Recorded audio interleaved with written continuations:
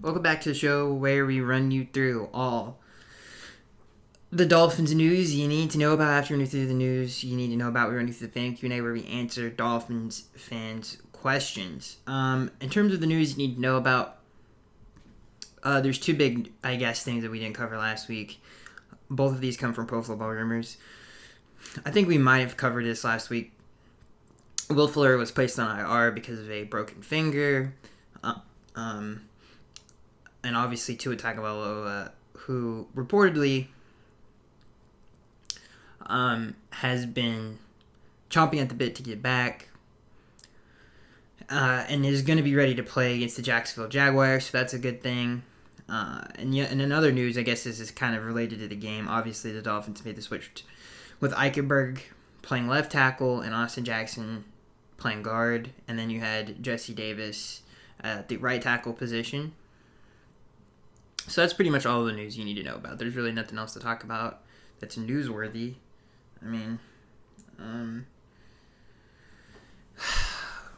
So I guess let's get into the game, because that's pretty much it. And I want to start with obviously saying that this is one of the roughest starts to a year in recent memory. That's for sure. And it was very unexpected. I don't expect this from...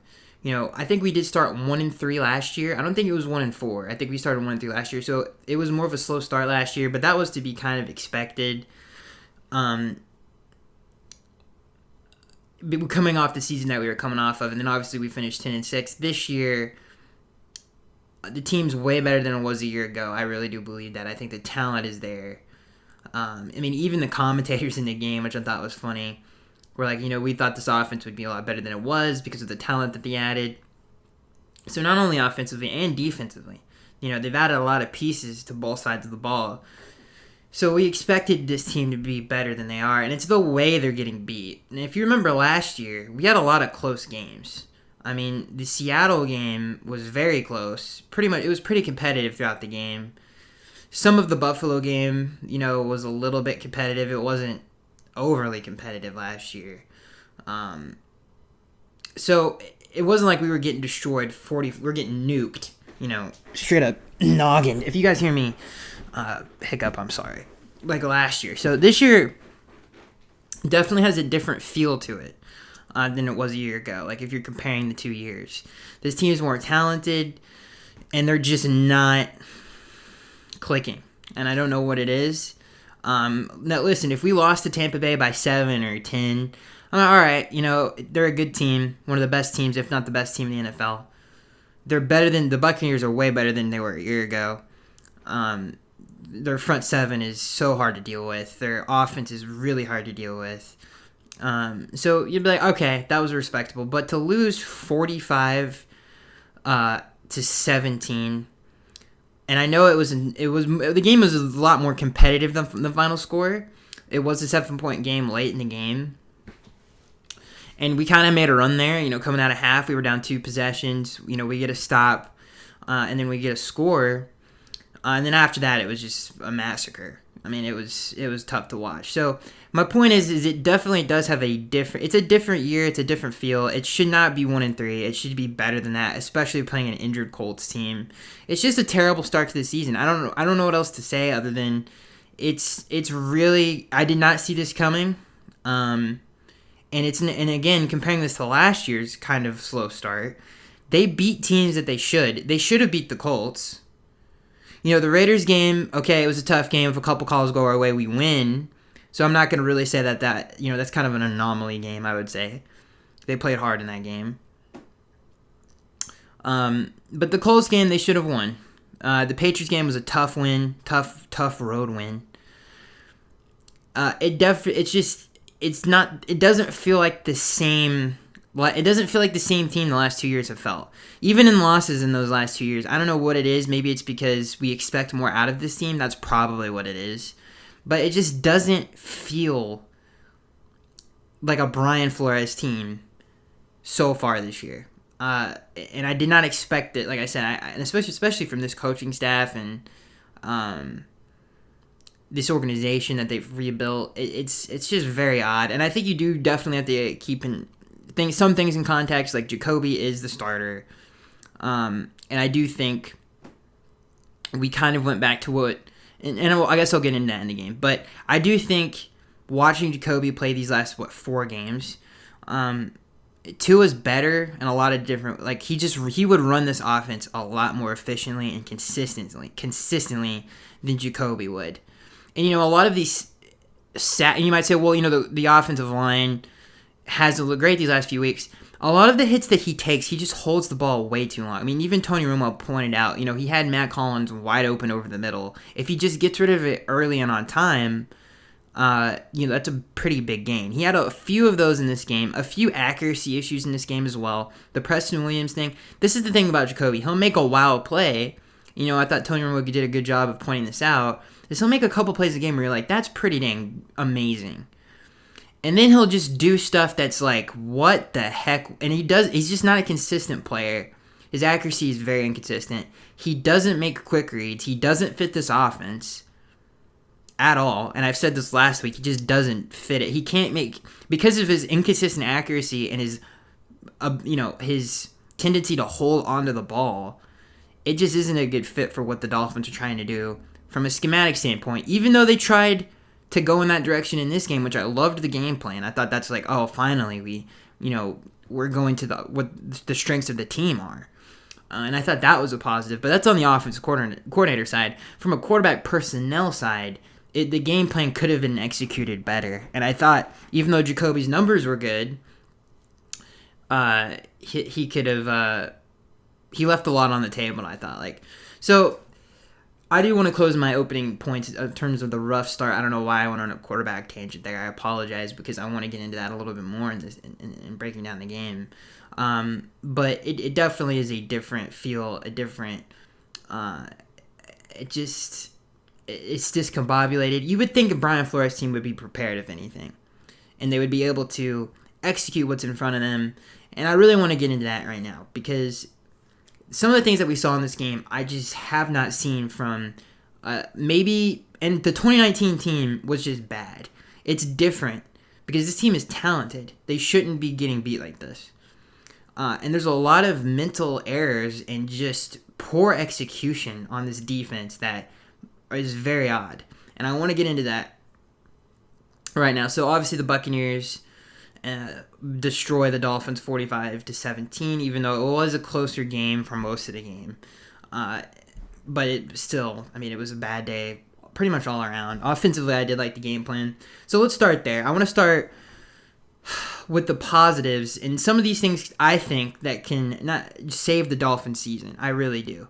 I think some of the things that we saw in this game, I was like, oh, wow. And I want to start with the offensive line. I thought the changes that they made up front worked in this game. I think the front seven for the Buccaneers they're gonna win their battles. It doesn't matter who they're playing. It seems like every play they push the pocket, and then obviously those defensive ends collapse the edges. It's just so hard to deal with, especially when you're dropping back like we had to pretty much every time. So they're gonna make their plays, but for the most part, I thought Eichenberg played pretty good. He's played that game alone. And even the New England game, he's played better than Austin Jackson at that position. I thought Austin had some bad moments, but for the most part, he had a couple plays where I was like, wow, he looked good there. He looked good at guard. He had a nice pancake one play. I thought he played good there. Golston and Vita Vea are just really, really tough to deal with in the interior, and they're going to win their battles. But I thought for the most part, he played well at a new position. So I think something that could save this season is the offensive line. I loved the changes that we made. I loved the continuous trying to fix it, not being complacent, like, oh, this is just a bad unit. Really trying to dig deep and figure out what would work for the offense. And I thought they figured it out. I think that's the best lineup they could go with. I think that's the best they've played together. I think the center, his name's escaping me right now. The center that has replaced Dieter played pretty good football.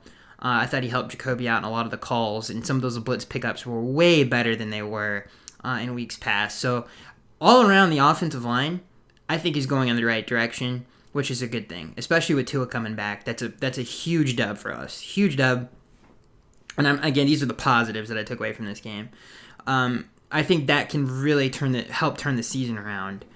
I think something else that can help turn the season around is the scheme. And I hope that this is what we run with Tua when he comes back. Spread the ball out, get everybody in space, and just sling it. Sling the rock. No huddle. We saw pace in this game. We saw motion in this game. It was it was everything that we saw in training camp, preseason, when we were going downfield. We saw all those highlight plays on Twitter. That was the offense that we were running. And I thought Jacoby could have definitely executed it better. Because he missed a few throws and missed a few reads. But that is the offense that is going to move the ball on a consistent basis for this offense. That is going to make this offense deadly. If we can just keep that same mindset and just leave behind this the thing, that Brian Flores wants to be this physical team. It's not going to happen. That's what this offense is. No huddle, pace, and spread the ball out. And get Gaskin the football in space. He had 2 touchdowns today. I said it last week. It was a crime that he got no targets against the Colts. Malcolm Brown had more targets than Myles Gaskin in this game. Against the Colts. That should never happen. Okay? We saw how talented he is in space in this game. He had 2 touchdowns. I thought we utilized him really well. He was a great drive extender. So I think those are 2 positives to really kind of build off of as the season goes on. I like the game plan. I think we found an identity as a team on offense. I really do. And I think they're going in the right direction with the changes they made up front on the offensive line. So I think those are 2 huge improvements from stuff we saw last week. And I'm looking forward to seeing those kind of blossom and get even better week to week. And I think it's going to get better with some of the guys coming back. And not only that, but the confidence I think this offense is going to build. And it fits Tua's skill set so well. And if we could just execute it. And I thought the offense, other than Jacoby, pretty much everyone else executed it really, really well. Jacoby had the most mess-ups out of anybody on that offense.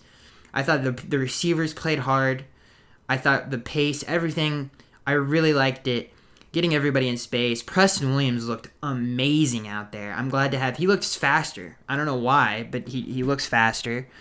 So those are all positives, and I liked what I saw offensively from this team going forward. And again, I'm just really kind of sick and tired of Jacoby, if I'm being honest with you. Here's another example of inconsistent accuracy, right? The pass that he had to Mike Gesicki was a beautiful pass. That was on the money. Beautiful, beautiful pass. And then I know it was a pick play and it was called back offensive pass interference, but Jalen Waddle is wide open in the end zone, okay? And he missed him. And even the Myles Gaskin second touchdown, which was a beautifully designed play by the offensive coordinators, he almost missed him. Like, Gaskin had to pretty much, the ball almost hit, he almost one-hopped it to Gaskin, who was wide open. Okay, so that's the inconsistencies and just the slow decision-making that it just doesn't fit what they're trying to do offensively. Pace, spread them out, get the ball out of your hands quick. And even some of the down-the-field stuff is just too inconsistent. You can't leave that stuff on the field. Not on this team, where the margin of error is so small. So I think Tua is going to be able to take advantage of that way, way more. And thank God, and hey, shout out to Jacoby for coming in and kind of helping us figure things out in a weird way, especially up front. I think that's the best thing that he did for the team. Other than that, Jacoby played with a lot of heart and toughness in this game. He made a lot of throws with people on him and around him. He didn't play terrible by any stretch of the imagination, but I thought if, let's say, Tua was playing in that game, I think Tua takes advantage of a lot more stuff in that game than Jacoby does. And Tua's release and his movement in the pocket allows him to throw against the blitz better and under pressure better than Jacoby. And plus, Jacoby drops his eyes a lot. I'm done talking about Jacoby. Let's just put it this way. He's not the best at executing a short passing game or a West Coast offense. He's just really not that good at it. The only one negative I have offensively overall is there was like a couple times where I'm like, what the heck was that play call? Like, we got under center a couple times, and even Tony Romo was pointed out. It was like, what was that? Why would they just do, like, out of nowhere? It's like, keep the pace up. Keep spreading them out. I don't want to go under center. I don't want to get heavy. I don't want to go big personnel. Let's just keep it like what we're doing right now. Like, you can switch up the formations. There's a couple times when that happened. I'm like, what? It just didn't make a lot of sense. But anyway, that's a very nitpicky. There was only like 2 or 3 plays where I'm like, what the heck was that?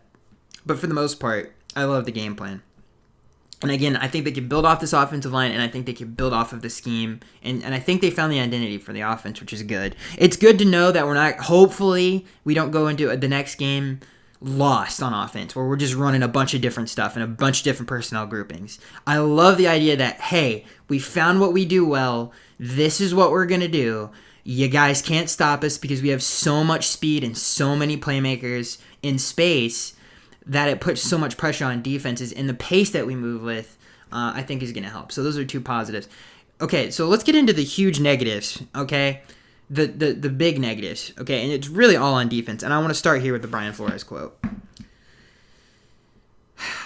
This is really unfortunate. Obviously, first of all, let's just look at the stats. The Dolphins allowed 558 total yards of offense. And I want to say this before we get into like the nitty-gritty of this. I just want to shout out one player. Jerome Baker had the worst game I have ever seen him play, and it's not even close. He was by far, and I hate to say it, the worst Dolphin on the field on Sunday. He was not lining up in the right position. He was lost in coverage and zone. He gave up, he gave up a lot of third downs, and he couldn't tackle. I don't know what. He had a sack. That was the best thing he did all day. I don't know what the heck he was on. Someone needs to drug test him. What happened to Jerome Baker in this game? He was awful. He was awful. He gave up the touchdown to Giovanni Bernard. Listen, that's a tough ask for a linebacker. I understand that. But the woes didn't end there. It continued throughout the game. He struggled with motion, and not only did he struggle with motion, he struggles with motion not just in the passing game, but in the run game as well. He's pretty much, when any team, and this is what teams have been doing, because we play a lot of man coverage, anytime a team motions someone, Jerome Baker might as well be out of the play altogether. That's how bad he was in this game. He might as well have just been like, I'm just going to walk to the sideline this snap.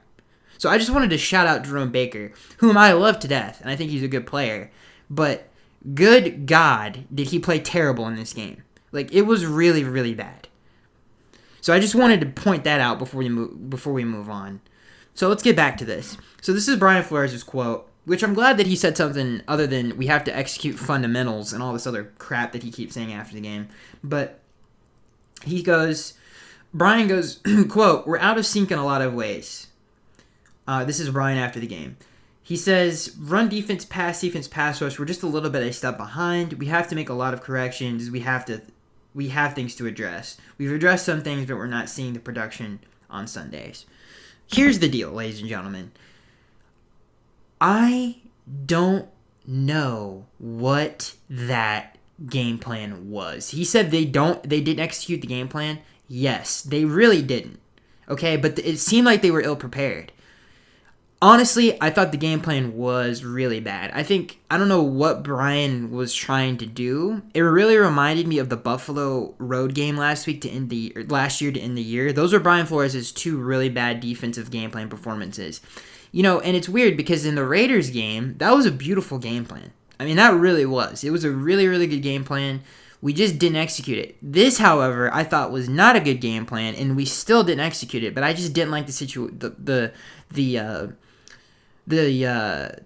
situations we put our players in this game. I thought they were really, really bad. I thought we could have dumbed things down in this game. I thought we tried to mix in a lot of stuff that just didn't make a lot of sense. We caught a lot of zone in a lot of weird situations on a lot of early downs, which was weird.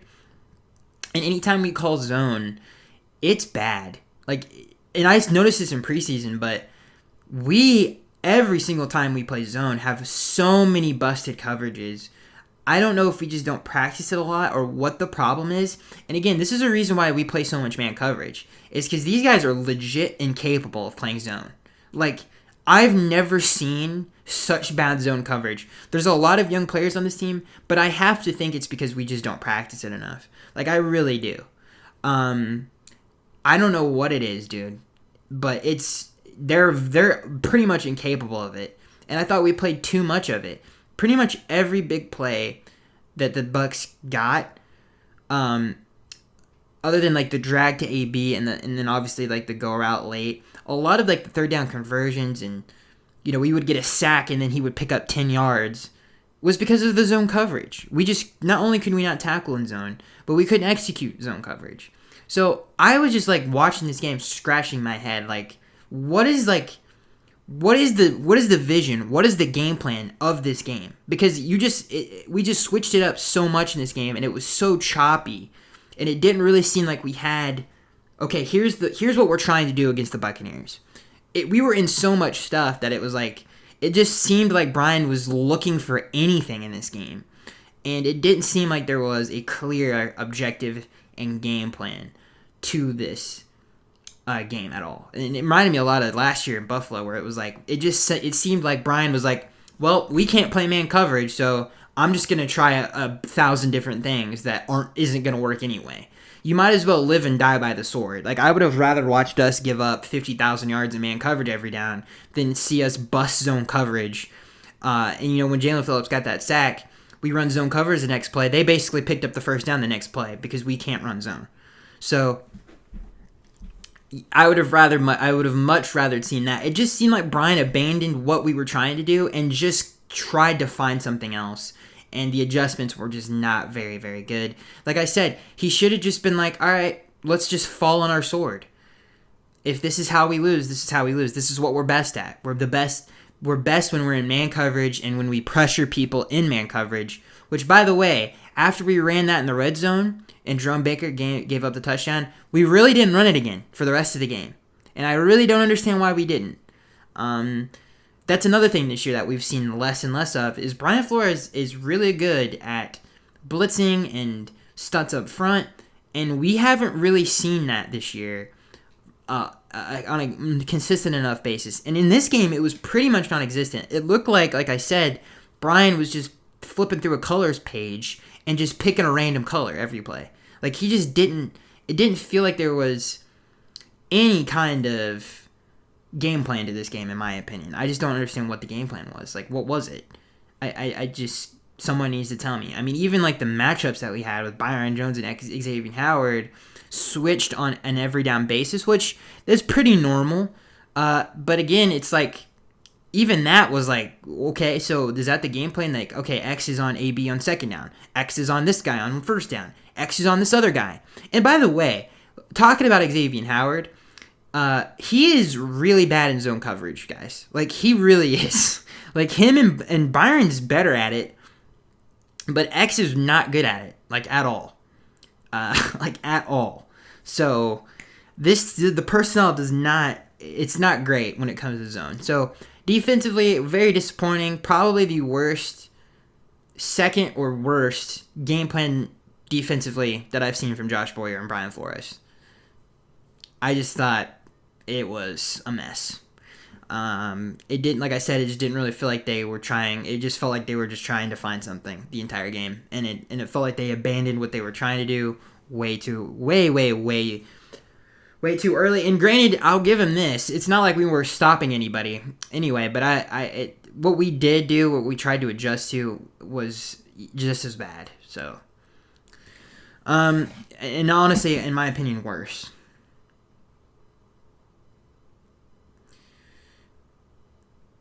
Okay.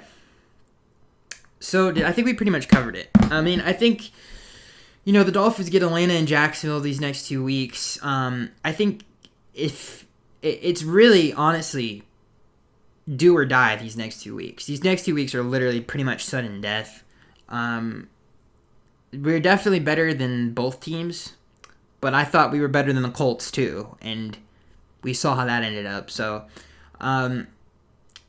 we got to get it together. Defensively, I'm not worried about it. I trust those two. They've had two bad game plans out of their tenure here. Hey, I'll live with that. Pretty much every other time, I like what we like a good example of this is my critique of the Raiders game wasn't the game plan. It was the players executing the game plan. I thought they just didn't execute it very well. There was a lot of double teams that were just, for some reason, just botched. A lot of them were by Jerome Baker. This game was completely different. I just didn't think there was any kind of vision or any kind of direction that this defense... I don't know what the game plan was, is basically what I'm saying. It just was all over the place. So this was kind of the other way around. I still feel like they can get this defense in order. I think they need to blitz more. I think they need... That's pretty much it. I think they just need... Their mix-up instead of man-zone mixing up is blitz-man and not blitzing-man mix-up. That's what this defense should do. They should never go into zone. They're god-awful at it. It's pretty bad. And Xavier Howard has to play better in zone coverage. His effort in zone is disheartening.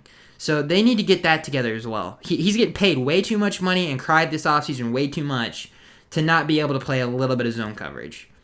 Okay, so I think that's what they need to do. They need to pressure more. They need to mix that up, give offenses different looks like they did last year from a front seven standpoint, where they're doing the amoeba stuff. Are they coming? Are they not? That's how they can confuse offenses. That's how they can do it. This other stuff is just not going to work. So I think there is still a diamond somewhere in that rock. They just have to get it out. And if they can't, that sucks, because I had a lot of high hopes for this season. It's a really tough start. It was really hard to watch this game, especially in that fourth quarter. It was so tough to watch. I mean, it was bad. Defensively, it was just a mess all game. But I still feel like there's enough there that we could fix it. And hopefully Brian can get these guys together and not let them, obviously... I think the thing that I worry about the most with this team right now is just, where is their confidence? Like, where is that at? That's what I'm most worried about, because they can still turn the ship around. They really can. It's just, is there anything left to kind of salvage from a confidence standpoint? And another positive thing is Tua is coming back. We get to see his development because he had such a good offseason. That's all we heard. And hopefully he can have a good rest of this regular season. And again, I liked what we did from an offensive game plan standpoint. And I loved what we did with our offensive line and our personnel changes. I thought they played pretty good for the most part against a really good front seven. So yeah, I think those are all positives. And there are some things that we can build off of. And even like Jacoby, and I love what he said. He's like, as crazy as this sounds, but there are some things we are getting better at. And it's pretty much all offensively. Defensively, they're regressing. It seems like every week they get a little worse. So they need to figure that out. And, I think honestly they just got to look at each other in the mirror. And it's like, we think we're better than we actually are right now defensively. Like, they have to get it. I don't know if it's an ego check or whatever it is. They need to look themselves in the mirror and be like, okay, we need to just go back. Again, look at the old film last year. Well, let's go back to it.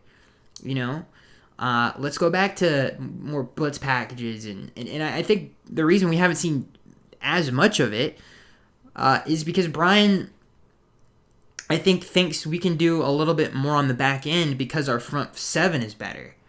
And that just hasn't been the case this year. Like, it doesn't... it's not where our defense is at the best. It is when we're aggressive. It is when we put pressure on offenses. And maybe we're coming and maybe we're not. That's when this defense is at its best. So that's what I think we need to get back to. If I was Brian and the boys in that room, that's what I was like, all right, we got to get more aggressive. We got to... I think... Like I said, a lot of the stuff that we thought we could do this year just hasn't been there, and we need to get back to this. So we'll see what they do. Yeah, it's tough, man. It's been a tough last 4 weeks of Dolphins football. One of the worst 4 stretches that I've seen. I don't know, dude. I feel like I know no one wants to hear this right now. because it was a disgraceful defensive performance. But I don't know. I just have this feeling that it's because there's so much talent that it's like, dude, we just gotta, it's there, dude. We just have to catch it. And if we can catch it, I think we can ride a pretty good run. And offensively, I think we're going in that direction. If we can just marry that with the defense, I have a good feeling. And we'll see what they do. I hope they kind of go back to the more aggressive side of things, and maybe that's what they'll do. All right, let's get into the fan Q&A. God, man, I just don't understand, dude. Like, it's so heartbreaking the way that we started this year. So let's get into the fan Q&A. This first question comes from Vegas. He says, question, if we lose to the Jags, our expectations for the season are wrapped 1,000%. If we lose to the Jags, y'all might as well hang it up. Hang it up, because just really, I think if we lost to the Jags, here's what I would be looking for this season. Just the development of Tua. That's it. That's pretty much it. That, and will he get as bad to the point where they do trade for Deshaun Watson? Those would be the two things that I guess you guys could look forward to. The main thing would be just Tua, I think. Like, where is he in his development throughout the year? If we lose to the Jags, you might as well kiss anything goodbye, because we are on our last life right now. Like, if we're in a video game, like, we are on 1 HP, and we're in the fourth quarter. Like, we don't have any room for error right now. We have to beat these next two teams. We're better than them. We should beat them. And if we don't, then y'all might as well pack it up. So this next question comes from Richard. He says, I hope Tua can save this season and his quarterback career. This team might not win another 4 games. I've seen people say that, and I'm like, are you guys that you guys must be beaten down pretty bad. I know that, like, listen, Tampa Bay, one of the best teams in the NFL. The Buffalo Bills, as we've seen, one of the best teams in the NFL. The Colts game is the only one where I'm like, ugh, that one makes me want to throw up. Where it's like, that team is not even not even a toe hair as good as those teams, and we lost to them. So, I don't think we're jet level bad or like a bad football team like that. I think we're going to win more than another 4 games for sure. So I'm not that negative right now. This next question comes from K-Soul. He says, I know something has to change, but who or what will change, especially after this horrible start? Is Greer going to be out after this? And if so, who is out there and who would make a great GM? So happy Malcolm Brown didn't get any carries. Yeah, can we get a round of applause for that? Thank God, dude. We didn't have to see him. Dude, literally, they completely changed their philosophy. You know who I'm blaming it on now? It's got to be Brian Flores, guys. It has to be. It has to be. He had to have been like when Jacoby got hurt, or even when Tua was in, let's keep it close to the vest, let's play through our defense. And that's just not what we've been doing this entire offseason. I really do believe it was Brian who wanted us to do it, because the fact that Malcolm Brown didn't get any carries in this game says a lot to me. I think Charlie Fry and Godsey are really starting to win the battle. Thank God. And we got away from that, because I do think we found our identity offensively. Yeah. I need another clap. Everybody clap at home if you've gotten this far and Malcolm Brown didn't get any carries, dude. Because Malcolm Brown is really just not good, okay? So this is a tough question. Obviously, like, if I had to pick a GM out of everybody that I would love to see get the job, it would probably be, I love Chris Sims. I think he would be fantastic. That's really the only one that comes to mind. I think he'd be really good at it. So I think that's pretty much it. This question comes from Vegas. He says, after the O-line's successful performance against the Bucs, Austin Jackson is apparently a left guard and not a left tackle. Why did the fan base know before the coaches? Isn't that a problematic sign? No, it is not a problematic sign. Here's the thing. I think people have to kind of just let that go. Just let it go. I mean, if listen, whatever helps the team win at this moment, and if whatever helps the performance of the team, that's all that matters. Who cares who's playing where? If he becomes a really good guard, okay. That's a good silver lining. So it doesn't really bother me that it's like, oh, we drafted him to be a left tackle. Who cares? Like, dude, if he moves inside and Eichenberg kills it at left tackle, at the end of the day, thank God. I mean, most of us thought Eichenberg was going to play guard. The fact that it somehow worked out in the end is a good thing. So, and to answer your question, Vegas, is do I think it's problematic? I mean, to be honest with you, that's like the least thing that I think is. It really comes down to this. The scheme is what makes me like scratch my head. Like the last few weeks before this game, it's like it's just so weird that we played so differently in practice and training camp and preseason, and then completely changed the team's identity. That's what was weird to me. And I'm so happy that we are like if we played like this in the Colts game, we would have won. We just didn't do it. And again, similar to what the defense did in this game, it really has been like pick a color offensively. There just hasn't been an identity. So I think it's really, really just a step in the right direction that we kind of stuck to one thing the entire game. And I hope we continue to do that. In terms of an identity, is what I mean by that. So no, I think to be honest with you, it's not problematic because most coaching staffs would never have done this. So I'm glad that they did it.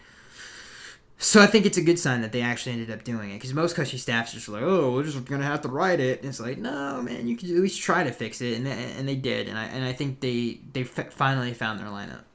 This next question comes from Curtis. He says, if you had a question to ask Greer about this team, what would your main question be? Oof. I would be like, my first question would be like, how do you feel about Tua? I think that would be my first question. I would want to know what the process was in picking him. I think that would be the question. If like we were sitting in a room, that would be the conversation. This next question comes from, and that was a great question, Curtis, by the way. This next question comes from Jack Pack. He says, this team will be lucky to win 4 games this season, playing the way that they have. Defense is supposed to be their strength, but all they do is get burned. Don't understand if it's a play calling thing or they just have given up.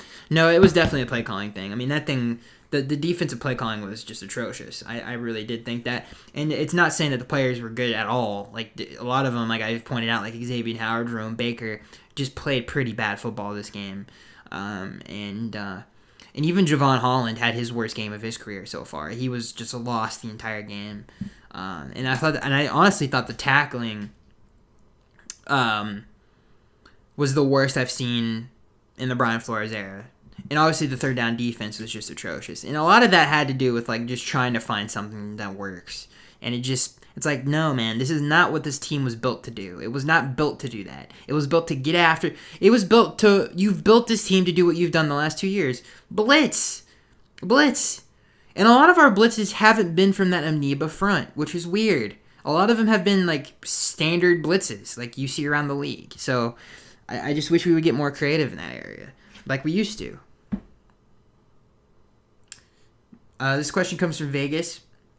He says, question, after this week's performance, do you still believe that Flores is not losing or hasn't lost the locker room? I think he has because I've never seen the defense just stop playing like that, like they did during the Bucs game. Not trying to be smart, just looking for a different perspective because I think he has lost some of the locker room. I disagree with that because the team after the game was still like, listen, I'm rocking with these guys. Like, I don't think he's lost the locker room. I think he will lose the locker room if he continues to call plays like that defensively, though. I think that'll frustrate him. Like, it's like, hey, man, this is not what we do. Okay, I don't know why you think that this is a good idea right now, because it's not. I don't understand. You know, Josh McDaniels had a great quote one time where he was like, why would I run a different play when I know that my players run this play? They've run it 1,000 times, and they're really good at running it. That's exactly why... And you know, he even went on to say in that same interview, or I think it was in America's Game, where he was like, players don't like that. Players don't like when you go off script and this is the first time you ran this and you haven't ran it in practice 1,000 times. Players don't like that. And why would they? And a lot of that happened in the Bucs game where you could tell where it was like, clearly these guys haven't practiced this because it doesn't look like it. So when Brian wants to talk about execution, let them execute what they know that they can execute. That's what they should be doing. So, and he will lose it if he does stuff like that on Sundays. But I don't think he's lost it yet. To answer your question, Vegas. And I've seen lost locker rooms plenty of times, and I would tell you, like, Adam Gase is a perfect example. Joe Philbin is a fantastic example. So we've seen it before. This isn't one of those things. Jagpack18, he says, thought the offense looked a little better. Still bad, but Gaskin has an impact when he's in the game. Why haven't they been using him more? That was my point last week. Like, the fact that he didn't get a target in last week's game is crazy. And I thought this is and I don't want to repeat myself, but this is the offense that we've practiced all year. We've seen in training camp. We've seen in practices. We've seen in preseason. This was it. And it was nice to see it again. And it was nice to see Achman and Gaskin get pretty much every – and they played good. They played really, really good in space. Both of them are good in space, and both of them are good in the passing game. This next question comes from Tech Me Out. He says, myself and average fan was calling for a switch with Eichenberg to left tackle and Jackson to left guard for weeks now, which actually appeared to stabilize the line. Comparatively, why did it take the Dolphins brass so long to identify an obvious change? Is it complete incompetence, which I know is the same term I used in my previous question, or just a way to protect Greer from placing a spotlight on his decision to draft Austin Jackson? You know what? I don't know. I don't think it's incompetence. I don't think this staff is incompetent. Even though, like, I don't know what the heck that game plan was defensively, but I don't think they're incompetent. I really don't. And I'm glad they eventually got to it. Maybe it was politics. Maybe it was players not willing to do certain things, maybe that's what it was. Who knows? Like, I couldn't tell you, but I don't think it's incompetence.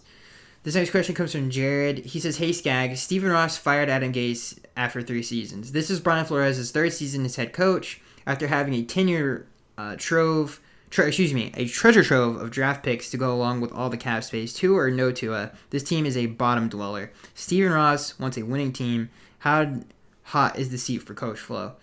Listen, the season isn't over yet. It is one of the worst starts I've ever seen to a season, and it sucks that it's under Brian Flores because I think he's better than that. So to answer your question, I think and I said this last week, let's just finish the year and then talk about that. Listen, if things get real bad, we could talk about it all December, November. But as of right now, I think there's still life left. There's still light in the tunnel. I'm not ready to pack up yet. I'm not. This next question comes from Steve. He says, Skaggs, in my opinion, the defense is giving up most of the big plays when they get out of base formations and into their sub packages. Do you agree? And do you think they relies too much on trying to deceive offenses rather than just line up and win the one-on-one battles? Yes, I think the deceive stuff is it gets out of hand, and I think that's what happened in this game where, like I said, they were just running a bunch of different plays that they're just not really used to running, and against a good team like that, it's not going to work. So yes, I do think there's some of that. But I think when it comes to confusing teams, what we were so good at last year was that it really was the front that was confusing teams and mixing that up with that amoeba front. And we just haven't seen that enough this year. So yes, I do agree with you, Steve, that when we do kind of get a little too crazy with some of the confusion stuff, it does lead to busted coverages as we saw in this game. This next question comes from Maurice. He says, hey, Skaggs, per Barry Jackson's Twitter, Dolphins have been outscored 154-79 this season and 210-105 this calendar year. How is Flores getting a pass for this abysmal run defense? Okay, well, some of this is a game plan. Like, when you play the Buccaneers, you kind of have, and again, Tony Romo you have to pick something. And you know what you're not going to do is load the front. Not against that team. You can't do that. You got to kind of like, all right, we're going to have to live with this. And they did. They had to live with that. And I thought the run defense wasn't terrible. I mean, especially with some of the fronts that they were playing. When the game got out of hand, it obviously got worse. But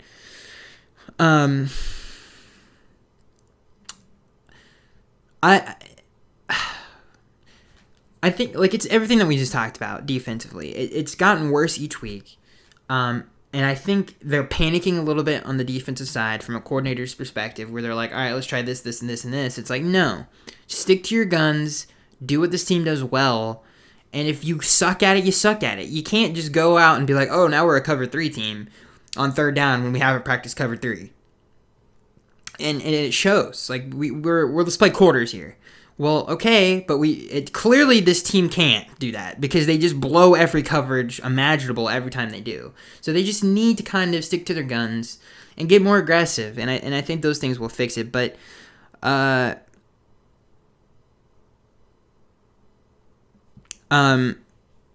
to answer your question, Reese, I think things will get better. And sometimes you have to be like, okay, especially against the Buccaneers, they just have too many weapons. It's like the Chiefs. It's like you're never going to load the front against the Kansas City Chiefs. It doesn't matter if they're under center or not.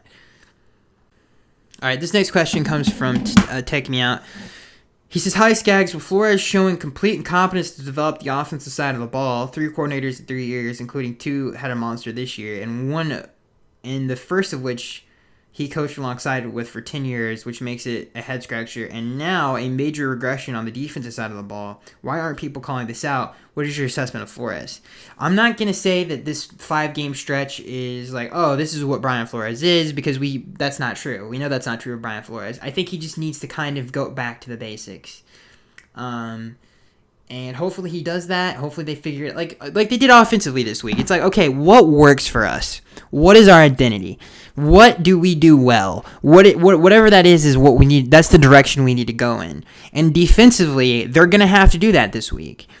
And hopefully they have a players meeting and they talk to the players and they're like, okay, what are we doing? What do we need to do? What do we do well? And I think all of those things will help.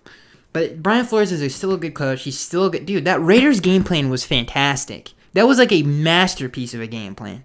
We just didn't execute it very well. He's still capable of doing great things defensively.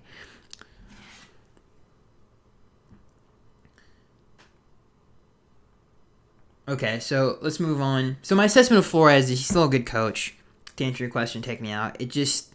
I don't know. It's just been a really weird start. Maurice Williams says, hey, Skaggs, what are your thoughts of us scoring 17 against the Bucs? You think it's a factor of Tampa Bay having one of the worst secondaries in the league, or is it just our offense is finally starting to click? Thanks again for answering my question. Love the show. Thank you, Maurice. Yes, I think the identity of the team was found in that game, and I think we can build off of it. So I think regardless of how their secondary looks or whatever the case may be, I thought we found our identity offensively. This next question comes from Curtis. He says, thanks, Skaggs. The best ability is availability. Do you believe we have a bunch of injury-prone players? In a weird way, I guess you could say that. I mean, with Will Fuller, Preston Williams even got banged up in this game. Thank God he came back. Tua, he's obviously had an injury history in his past, so I could see why you would say that. But, I mean, injuries or not, I mean, some of those, like the Colts game, like out of all the games that we played without Tua, the Colts game, that was one where I was like, how did we lose that game? Like, we should have easily won. It just doesn't make a lot of sense.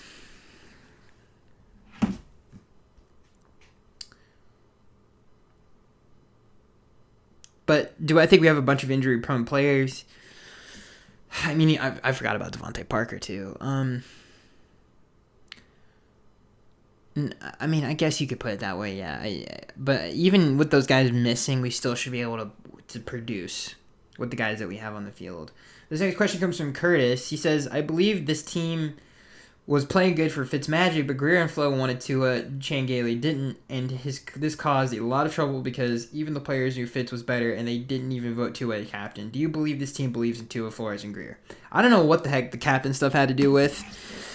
I don't know if that's because I definitely think the team. I mean, even some of the comments some of the players made about Tua, they felt authentic. Everybody's around Tua likes him, so I don't know why he wasn't voted a team captain.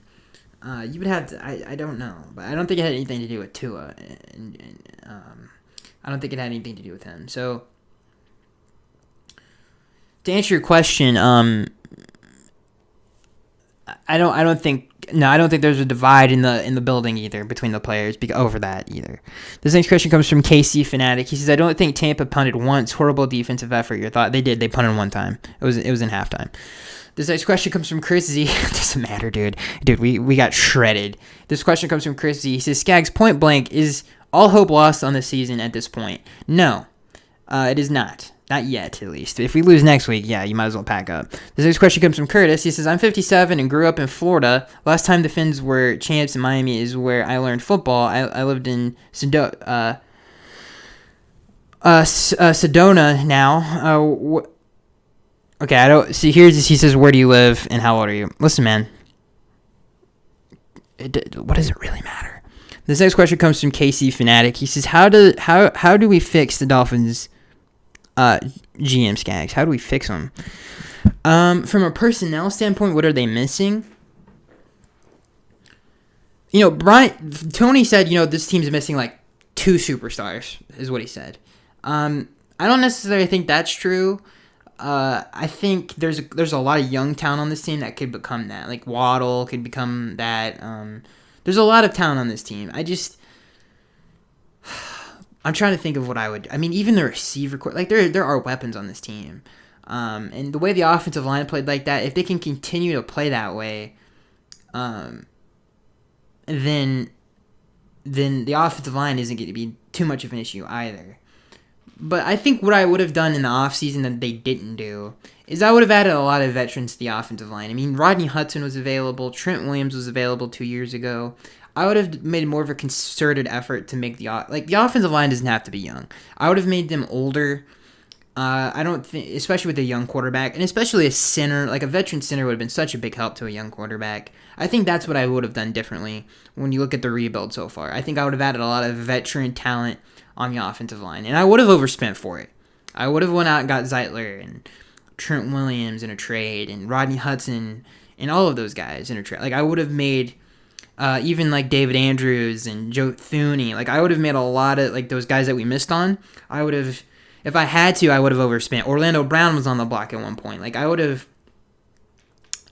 That's what I would have done differently is surround Tua with veteran offensive line talent. All right, is that it, ladies and gentlemen? Have we done it? Yes, that is it. The last question did come from KC. Listen, guys, I think, this, listen, it hurts me as much as it hurts you. I watch every game for the last, whatever, how many years it's been. It feels like an eternity. And, we want a winner here. We do. I mean, we want it really bad. The fans deserve it. And this team it looked like it was going to be that, and it hasn't been that yet. But listen, there's a lot of football left to be played. The schedule is going to get easier. Tua's coming back. It looks like they found an identity in offense. It looks like they found their lineup on the offensive line just in time for Tua to get back, which is great. They got to figure out what the heck's going on defensively. I think the best thing that they can do is just talk to the players. I think they need to have a team/coach meeting and just come to some kind of like, this is just not going to work, Brian. We can't, like the analogy I made with the Josh McDaniels thing, that just isn't going to work. We need to just live and die by this. If that's how it's going to be, that's how it's going to be. So, and we have to ask more from our players as well. Like, it's not okay for Coach Flo to get blamed for Xavier Howard's laziness when we play zone coverage, or Jerome Baker's many mental mistakes that he's made, especially in that Buccaneers game, which was just god-awful. Like, they picked on him a lot in that game. So, there are also players that need to play better. Like, Jerome Baker has to play better. Xavier Howard has to play better. You can't just be like, listen, sometimes you have to play soft coverages in the NFL. I'm not saying that you always have to play man coverage. You have to take some pressure off of your corner sometimes. And Xavier Howard has to give better effort and execution in those areas. Javon Holland, I know you're a rookie. Maybe we have to make the switch to Jason McCourty playing a little bit more back on the back end. But he has to play better. So and he's played good football. That game wasn't so great, but he has played good football. I think the two guys that I'm most disappointed by defensively have been X and Jerome. I think those have been the most disappointing players because X, he's been great in man coverage, but when he got, again, anytime we've played zone, it's been a nightmare. And he's one of the guys, like in the Colts game, I can think of 3 plays right now. I'm like, I need a better effort there. Jerome Baker has to play. Like, he cannot play like that. We just paid him. He's better than that. We know that. So those are 2 guys that I need to see play better. They really do. I think that the front 7 is coming on pretty good. I like Jalen Phillips. I think he's getting better every week. But I do think there are things to build off of, like we talked about offensively. And I think defensively, I think the best thing that they can do is they need to have a players-only meeting. They need and include Brian in it and just be like, hey, heart-to-heart with Coach, and he needs to take their feedback. Because I think that's probably the biggest disconnect right now. And the players will let him know, like, hey, let's chill out on some of this stuff. So that's it, ladies and gentlemen. I hope you guys enjoyed it. I hope next week we can talk about a victory. And hopefully we continue some of the trends that we saw offensively in this game. And hopefully Tua plays well. So I am Skaggs83, and hopefully he plays, by the way. I mean, it's looking like he is going to play, but hopefully the rug doesn't get pulled out from under us and, he's not playing this week. So anyway, that's it, ladies and gentlemen. I hope you guys enjoyed, and I'll see you guys in the next one.